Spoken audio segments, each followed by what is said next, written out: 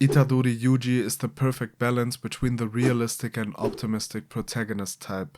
Yuji is, just like the regular, more optimistic type, a very open, warm, funny and moral person. He always tries to have a positive impact on the people around him. On the other hand, however, Yuji can also be broken. He genuinely wanted to give up and still had to make a lot of character development. Yuji wasn't strong enough and therefore was forced to be a powerless bystander, just being able to watch while everything is crashing down in front of him. Yuji's grandfather had the greatest influence on him. His last wishes for him were to be a good person, trying to save as many people as possible, using his strength to help others. Yuji strictly followed the wish of his grandfather and tried his best to become that person. There you can see many parallels to the typical more optimistic protagonist. Yuji had the same stubbornness about his values. He always believed in the good and was convinced that people could change, as we saw with Junpei. He easily bonded with people because of his open and warm charisma.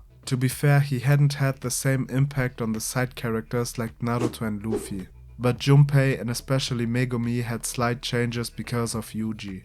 What also defined Yuji is that he had a special perception about souls. He instantly recognized Osawa, although she made a huge physical transformation. With Gojo it is similar. Yuji has a special bond to Gojo, not primarily viewing him as the strongest, but as the human he is. Yuji's attacks also mirrored his perception of the soul. The first reason why Yuji was the natural enemy of Mahito was because of Sukuna, and the other reason was because he was able to attack the soul directly. But Yuji could also be broken. Multiple times he was on the verge of giving up. For example, after Sukuna rampaged in Shibuya, Yuji became conscious, flooded with the memories of what happened shortly before. Just barely he was able to continue. The next moment was when he went down to the train station and saw how his mentor was killed by the person he hated the most, because he was the almost complete opposite of him. This time, Yuji's rage could numb his grief and despair, but after the death of Nobara, the limit was finally reached.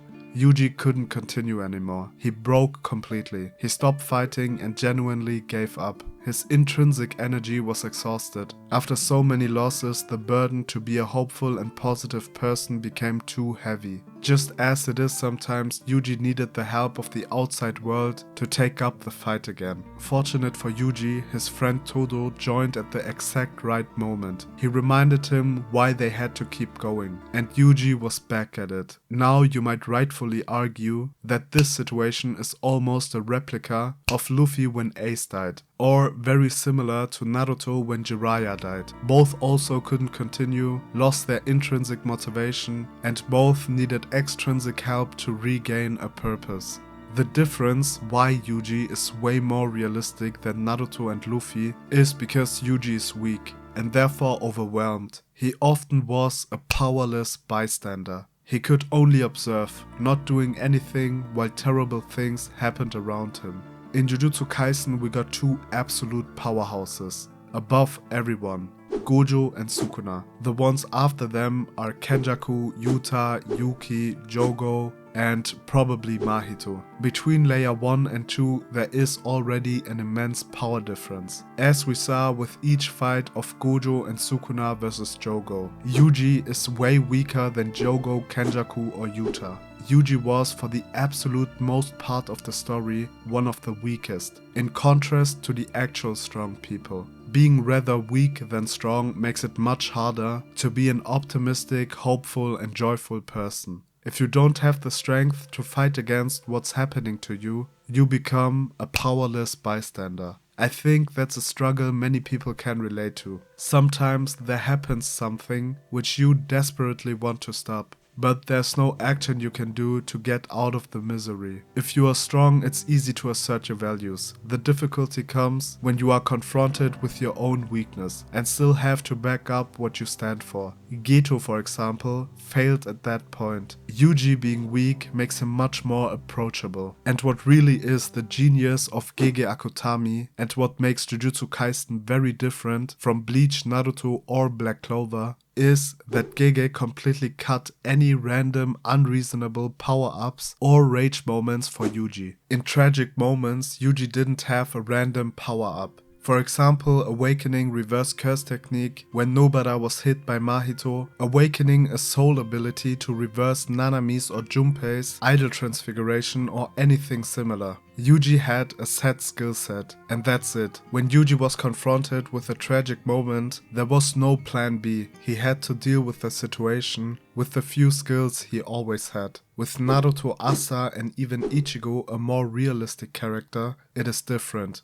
Whenever Naruto was in a similar situation to Yuji when Nanami died, Naruto got the Kyuubi chakra, which gave him an immense power boost. For example, in his tag team fight with Sasuke.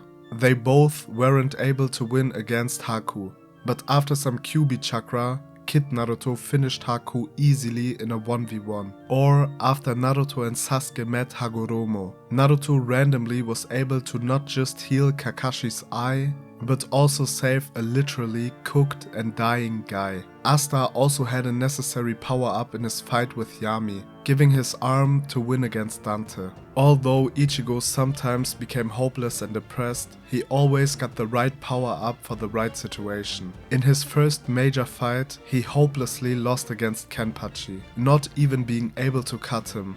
Old Man Sangetsu enters, unleashes some power, and then Ichigo was able to firstly hurt and even win against Kenpachi, which led to the rescue of Rukia. Another major difference are the rage moments of Ichigo and Naruto when either the Kyuubi or White took over. In terms of Jujutsu Kaisen for Yuji, whenever Sukuna took over. Naruto and Ichigo in their verses were very concerned about losing control, but even in situations they lost control, it was more of an advantage than a disadvantage. The drawbacks were missing. The Kyuubi almost won the complete control and just continued fighting against pain, without hurting one single person from the village. The only consequence of Naruto losing control was the slap Sakura got in their meeting with Orochimaru, but besides that it always was more beneficial. The same with Ichigo and White. Ichigo also was scared about White taking over, as we saw with Hiyori.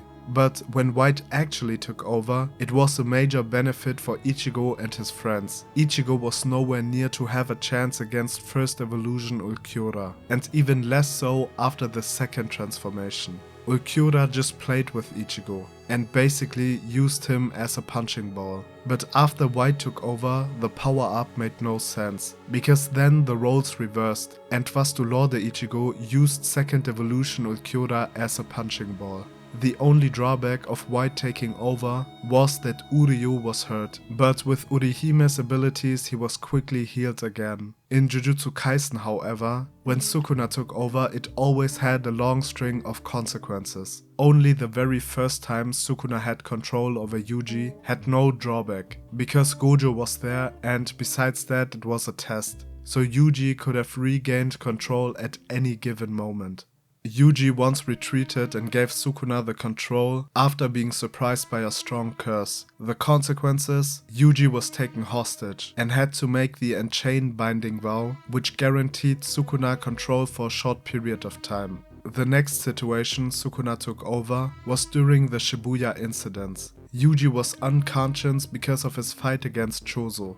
Therefore, Jogo and the two girls were able to feed Yuji with Sukuna's fingers. Sukuna awakened and killed countless people during his fight against Jogo and Mahoraga, 2 times using his fire arrow and 1 time opening his domain. In between he spammed Cleave and Dismantle. He razed large parts of a city to the ground.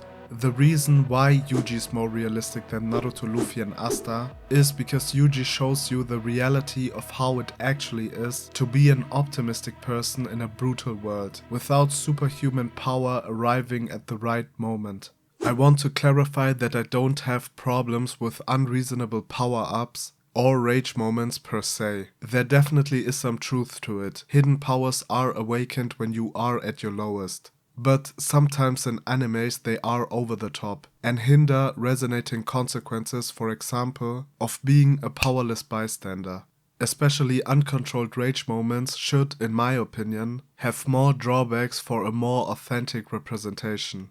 Yuji genuinely broke down. and had many moments where he just stood there without being able to do something. Besides that, he also made a lot of character development, which is more common for the more realistic type. Yuji learned from Mahito a very important lesson, that there is one point they are exactly the same. Both are ruthless murderers. Mahito towards humans, Yuji towards cursed spirits. If you want to know more about the dynamic between Yuji and Mahito, check out my Shadow video about them. Spoiler warning. If you haven't read the Jujutsu Kaisen manga until the end, you will be spoiled. If you don't want to be spoiled, skip to the displayed time. Yuji for a very long time was obsessed with his role as the vessel of Sukuna, and him just being a cog in the system, just like every other human being born to fulfill his role and die. During the time skip he learned that there's more to life than just a role. Even the little moments are precious. Human life itself has to be valued. Yuji also became the only person to understand Sukuna, why he ended up as the person he was, and after everything Sukuna did to him, he still tried his best to teach Sukuna about the intrinsic value of the soul. But I think the best example for Yuji's growth in empathy was shown when Yuji was able to reach Megumi's soul a second time while fighting Sukuna. Megumi gave up a long time ago. His dream about him, his sister and Yuji living a quite peaceful life was destroyed. Yuji revealed that his grandfather, who had lung cancer, turned down the intense treatment with strong side effects. Yuji said that he was unable to empathize with his grandfather. He didn't understand why his grandfather turned down the treatment. But after joining Jujutsu High, experiencing a lot of traumatic and terrible events, he could now understand why some people give up when confronted with the reality of suffering. Therefore, Yuji couldn't tell Megumi to simply carry on. Yuji chose his following words very wisely, so that Megumi would change his mind. Yuji reached an incredible level of empathy. He's similar to Naruto, Luffy and Asta, but everything about Yuji feels more authentic because of him being weak. In the first part I said that it's impossible to be like Asta, Naruto or Luffy. With Yuji, however, it is different. I think it's possible to be like Yuji. He had his lessons to learn, which were deeper than the teachings Naruto and Luffy had to learn. With the death of Ace and Jiraiya, Naruto and Luffy learned to handle death. With Pain/Nagato, Naruto learned about the solution to the cycle of hatred, and his change in attitude towards Kurama was also a big progress for Naruto. That were the only major development they made. I need to correct one thing from the first part regarding Asta. Asta indeed doubted himself. It is later in the manga but still important. Thanks for the comment who brought it to my attention. So Asta isn't the ultimate optimistic character, but he still remains the most optimistic type on the range. Yuji had some blind spots on his personality. That's why he quite leans into the realistic type, but he also learned from it. The main reason why Yuji is the perfect balance is less about his personality, although he did a lot of great development, but more about the way the Jujutsu Kaisen world interacts with Yuji and vice versa.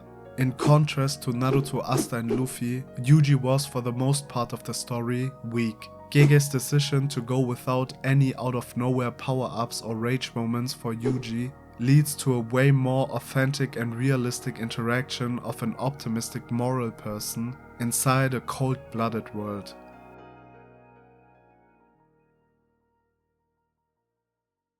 Thank you for watching the video, and thanks for all the feedback on part 1. If you enjoyed the video, leave a like and write your opinion in the comments. More analysis videos will follow, so stay tuned and subscribe to my channel. And yeah, hopefully see you soon.